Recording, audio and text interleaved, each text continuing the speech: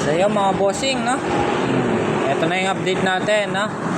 Ito yung sinasabi kong tumatagas kadalasan dito sa unit na TMX 125, no? So ayan siya, oh. Ayan po ay sa pagitan ng selector, no? Tsaka yung crankcase natin, ayan, may oil seal. Kaya lakas ng tagas niya. So yan lamang po yung titignan nyo, no? Para makuha yung tagas niya. Yan po yung dapat nyong i-check.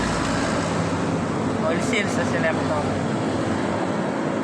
Kaya lang tanggalin nyo muna yung magneto bago nyo makuha, bago nyo mahugot yun. Okay, yan, ha. Stator tanggalin nyo yung takip. Okay, shoutout na lang po kay Bossing sa kanyang unit. Ayan. Ayan. Pa-share na lang ng ating video, na sana nakatulong sa mga na may unit na TMX 125. Okay.